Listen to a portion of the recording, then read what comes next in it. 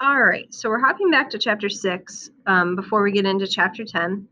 And we're borrowing a worksheet from somebody in Texas, apparently, to get started. So draw a slope field for each of the following differential equations. Each tick mark is 1 unit. I want to remind you about differential equations. This is an equation for the slope of the tangent line to whatever the function y is, right? So the general solution of a differential equation, abbreviate that, is when we separate, integrate, and celebrate, right? So the general solution is going to be y equals something, and then we'll have this plus c on the end. So a slope field is just giving you all of these possible solutions for y. If we're drawing little tiny tangent lines for tangent lines to the curve for whatever y is, then we're revealing what y might look like as a graph. Okay, so what am I talking about? So look at this first one. dy dx equals x plus 1. So at each of these little dots in a slope field, you're supposed to draw a little tiny tangent line that is an approximate slope of what you would see at that point. So I want to start, let's assume this is an xy grid, and this current line right here is when x equals -1. I want to start right there because when x equals -1, dy dx equals -1 plus 1, which is 0, right? So all of these little points would have a tangent slope of 0. So I draw that in just with like a little horizontal line. And so what that's showing me is whatever the solution for y equals is, it has the potential for like a relative max or relative min right there. And then if I bump this over, let's let x equal 0. If you put in 0 for x, you're going to get 1 every time, right? So just sketch a slope of 1. And I do that by trying to think like, okay, that would be diagonal. If I could connect this, it would connect to the next point. So you want to be fairly accurate on your slopes, but you know, no one's going to say like, that ought to be tilted a little bit more. So, okay, that's my slope of 1. And then what if we continue on to the right? What if we let x equal 1? Well, every slope is going to be 1 plus 1 is going to be 2. So you need to make this a steeper slope. And I do still try to visualize it by saying, okay, if I could connect those, I'd have a slope like this. The point is, it's hard for me to draw straight lines on this. The point is, these slopes need to look steeper than your slopes that are 1. Okay, what if x is 2? Now every slope is 3. Now we're getting real steep.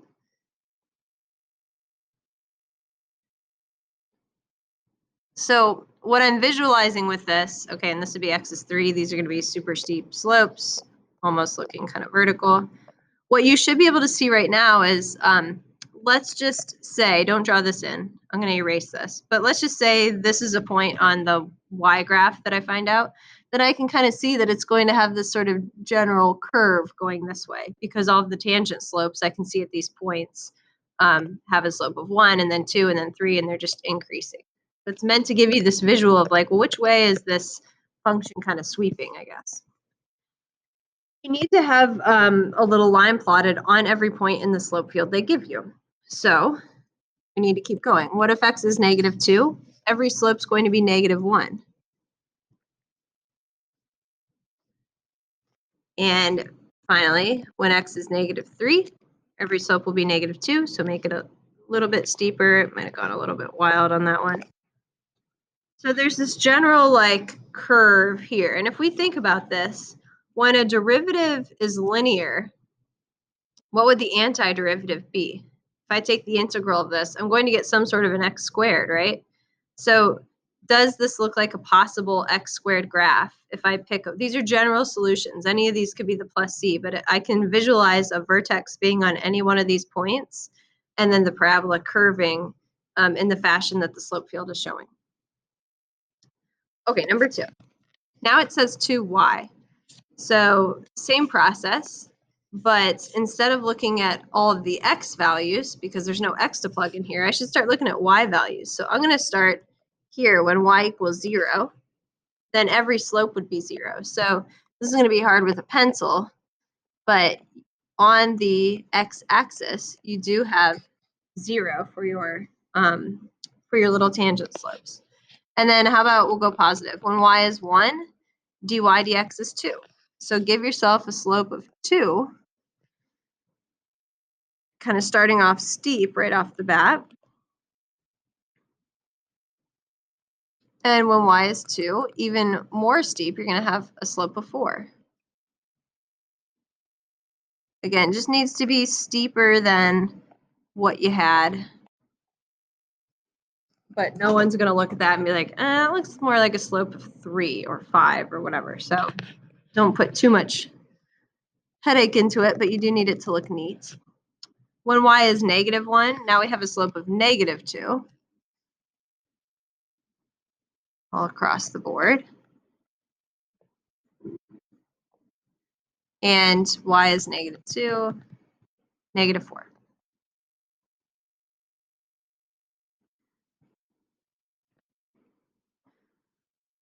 All right, so this kind of looks like it's got some sort of maybe a horizontal tangent right here. So it kind of curves up or curves down depending on where your initial point is. So again, we're not saying the curve goes on both sides. For these problems, you may be then told, after you do the slope field, you might be told, okay, the point 0, 1 is on the graph. So if I know the point 0, 1 is on the graph, then I know the graph is lying above this horizontal asymptote. And we can continue on. You can get more complicated equations for your dy dx. So here, this incorporates x plus y. So it doesn't matter where you start on these. You can kind of try to figure out. I like to figure out, well, when is this going to equal 0? Like at 0, 0, I'd have a slope of 0. Anytime x and y are opposites, I would get 0, right? So like when x is 1 but y is -1, 2, -2, -1, 1, -2, 2. So all those on a diagonal are 0. I like to find those patterns because it kind of helps me get through the process a bit faster. The patterns after that, let's see. We could say like when x is 0. When x is 0, where's that? X is 0. Then you're just going to have whatever the y value is. So like y is 1, y is 2, y is -1, y is -2. That's kind of weird. Or what about when y is 0? Then you're just going to have the x value, 0. Then x is 1, x is 2, x is 3, x is -1, -2, -3. Kind of weird things happening. And then, okay, I'm out of patterns, so now I'm just going to fill stuff in. So -1, and you might do work off to the side just to keep track of it, but -1 plus 2 is 1. -2 plus 1 is -1. -3 plus 1 is -2. -3 plus 2 is -1. Here's a little stripe of -1s, right? +1 minus 2 is -1. There's a pattern I missed at some point. They're kind of working on diagonals, aren't they? We've got slope of 1, 1, 1. Let's see. This one's 2 minus 1 is the slope of 1. 3 minus 2, slope of 1. 3 minus 1, slope of 2.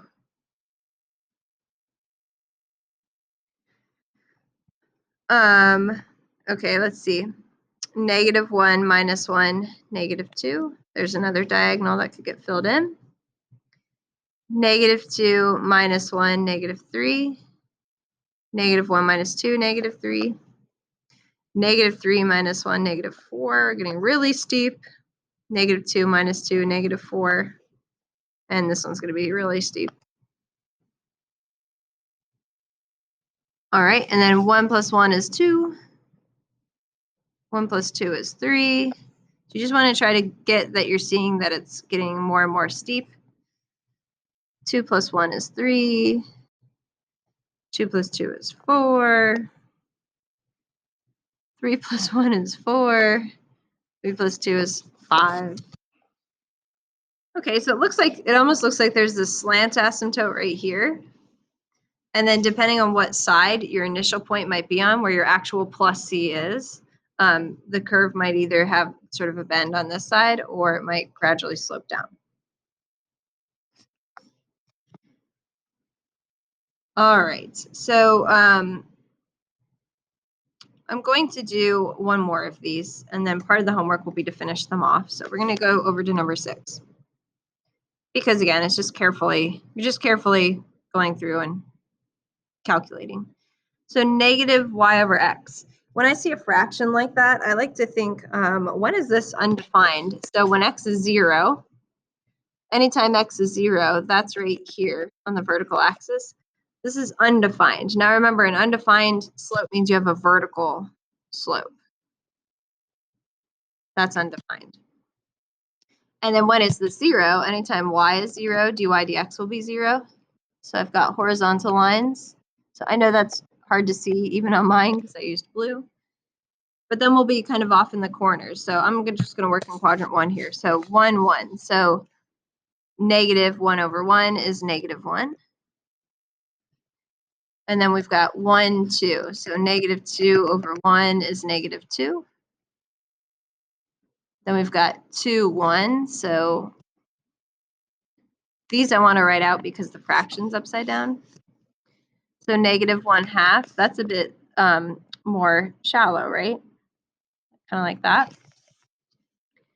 1, 2, 3, 1. So negative 1/3, even more shallow. I might have gotten a bit dramatic with my shallowness on the first one.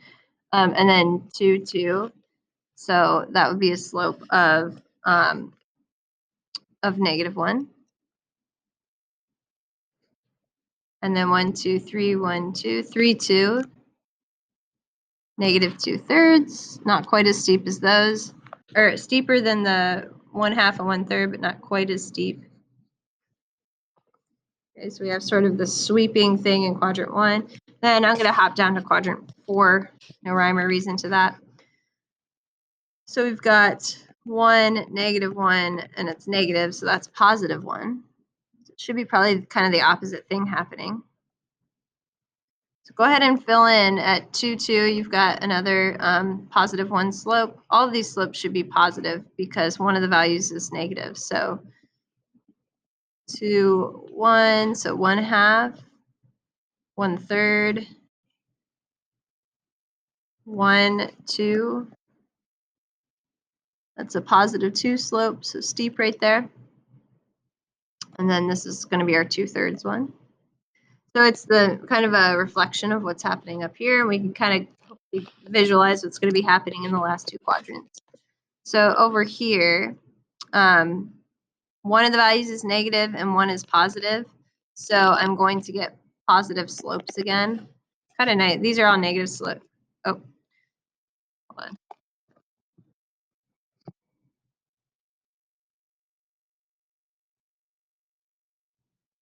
This should come back in a second. Doesn't really take this long though.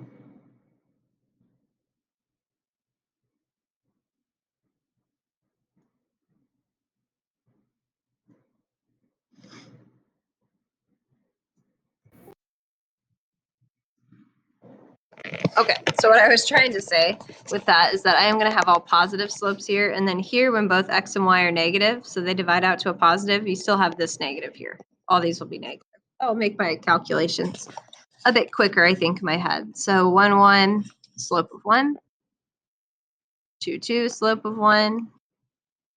1, 2, so that's our slope of 2.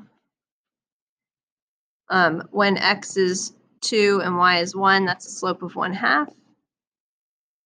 And then we had a slope of 1/3. And then we had a slope of kind of 2/3 right there. Here, you should have -1, -1. Kind of see that X in there with the ones and -1s. And then we've got a -1/2, a -1/3, a -2/3, and then a -2. So I kind of stopped calculating and remembered the pattern, but you could also calculate. All right, so part of the homework tonight is filling in 4 and 5. And then now we want to match the slope fields. Remember, slope fields represent general solutions, meaning if you were to integrate, they're the y equals whatever plus c equations, all the possibilities for those. Match the slope fields with their differential equations. So if I think about this, if I think about integrating, what is the integral of sine x? I would get some sort of a cosine looking function, right? So that's got to be c. So I can kind of do this without really having to integrate most of the time. Excuse me. I'm going to the less complicated one. What about 10? If I move the dx over there and I integrate, I would get y equals x squared over 2 plus some c. So which one looks like a parabola? That's option B. Okay, now what about these two? X minus y and 2 minus y. So let's just start with the 2 minus y because it doesn't have two variables. I would figure out, well, when would the slope be 0? That would be anytime y is 2. So I would be looking for which graph has at y equals 2 right there, has a bunch of 0 slopes. So that's got to be A. And by default, 8 has to be D. You can verify when is x minus y equal to 0? Anytime x and y are the same value. So there's that diagonal there. Okay, same thing on this one. So I would start off with 11. Again, if I have a linear function, when I integrate, I'm going to get some sort of an x squared. So look for the parabola. That's got to be B. Now when I integrate here, remember, you'd be multiplying dx over, and it would be dy divided by y equals 0.5 dx. So when you integrate both sides, you get this actually, sorry, why am I making it that complicated? I can go into this, yes, natural log of y equals 0.5x plus c. But that's silly of me. If I have the slope field, I should just be looking where is the y equal to 0 that has horizontal tangents. That's only one choice. Sorry, overcomplicated if it's if it is multiple choice. 14, before I start integrating anything crazy again, let's go with x plus y. When those are opposites, you'll get a slope of 0. So take a look at A. -1, 1, 1, -1. So that's got to be A. This one has to be C. It checks out as well because when y is 0, this slope field is undefined. And then when x is 0, the slope field is 0. So where is x 0? Oh, wait, that doesn't match up.